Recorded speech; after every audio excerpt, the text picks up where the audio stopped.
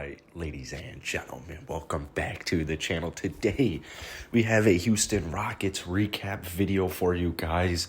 Michael Porter Jr. and the Denver Nuggets went absolutely off against the Houston Rockets last night. They fell 116 to 129 to the Denver Nuggets. It wasn't a horrible game. It honestly wasn't a horrible game. I really like the fact that they scored 116 points. Now, we're all pretty much aware of the fact that they essentially had like 7 healthy guys ready to go for this game.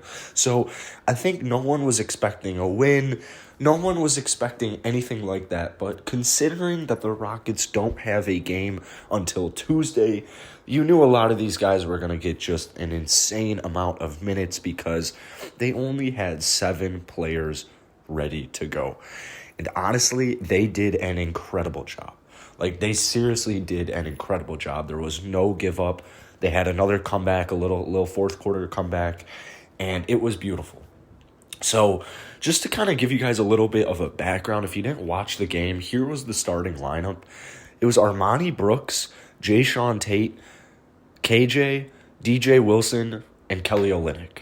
And then off the bench, you had Daquan Jeffries and Anthony Lamb. That is literally it. That is it. And it's crazy. It's crazy because, like, one of the only starters outside of Kelly Olynyk, one of the only starters in that was Jae'Sean Tate. Jae'Sean Tate had a great game, 14 points, 3 rebounds, 4 assists, but he actually ended up losing minutes to Anthony Lamb because Anthony Lamb was just going off. He made 4 threes, had 21 points, but, I mean, most notably, I want to take a look at the games from DJ Wilson because he dropped a career-high 25 points. He also threw in 8 rebounds, 4 assists, 3 steals, and then 3 threes. I mean, this dude, DJ Wilson, this is a bright piece right here that I really want the Houston Rockets to use and utilize for the remainder of the season. DJ's in his 3rd year. He averages only like 5 points per game. But he's out of Michigan, and he's 25 years old. We love that age, 25 years old. We got Jae'Sean Tate, Christian Wood.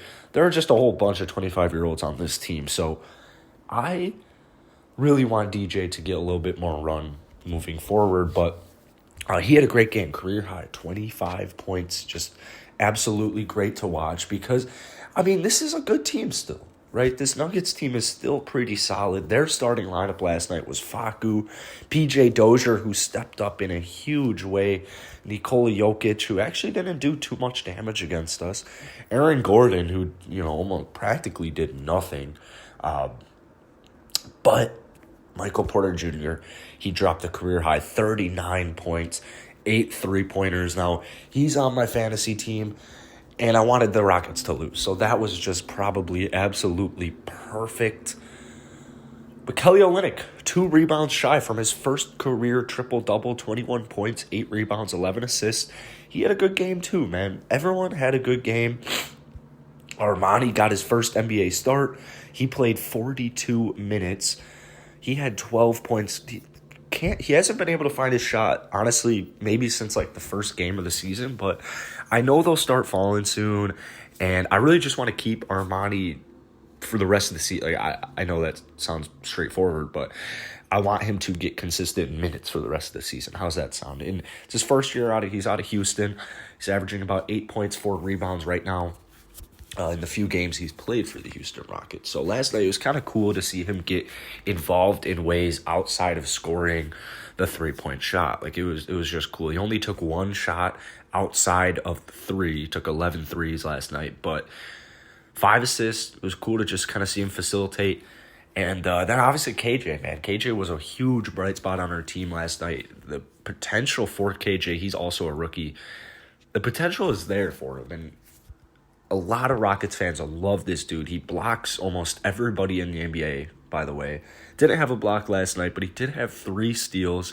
He had an extremely efficient shooting night, 18 points, 4 rebounds, 2 assists. I mean, it was just a great game for KJ all around. So, like I said, the Houston Rockets, they don't play until next Tuesday. That game on Tuesday is huge because it's the Minnesota Timberwolves. Now, Minnesota is actually looking pretty solid. They're 17-44 right now. When you compare that to the Rockets, the Rockets are 15-46. So, I mean, they don't really have to lose this. Like, I mean, they kind of do have to lose this, but if they were to win, it's not the end of the world. But, I mean, it's weird to just kind of count by the amount of wins a team has in a single month because I mean, it just sounds weird, but like basically what I'm trying to get at is the Houston Rockets only have 2 wins in the entire month of April. As crazy as that may sound, they beat the Dallas Mavericks on April 7th, the Orlando Magic on April 18th. Like when I say that out loud, it sounds crazy that they've won 2 games in the month. But then, I mean, you take a look at the Timberwolves, and they've won 5 games this month. And even still saying 5, it sounds like absolutely nothing. So, but they have won 5 games. They have played the Kings 3 times, won two of them. But the point is that the Minnesota Timberwolves, they actually got a just incredible win last night against the Utah Jazz. Like Anthony Edwards, he had a good game. Karl-Anthony Towns, he had a good game. But I mean, just at the bottom line, it was just more of the Utah Jazz not playing a good game because, I mean, once again, Donovan Mitchell is out. So Bogdanovich went completely off. He had like 30 points. Gobert had like 17 rebounds.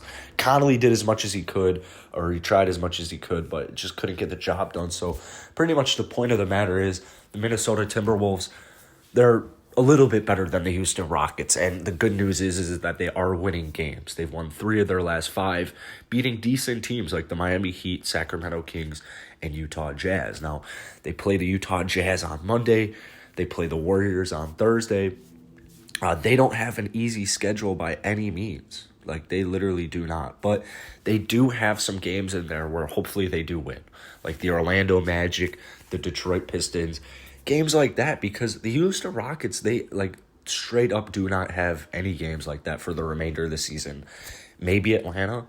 I literally think Atlanta is the highest seed team that they play remain. Maybe the New York Knicks are probably the highest seed, but anyways, guys, that's gonna be it for today's video. I hope you enjoyed, and hit that like button, hit that sub button if you did. I'll see you guys tomorrow.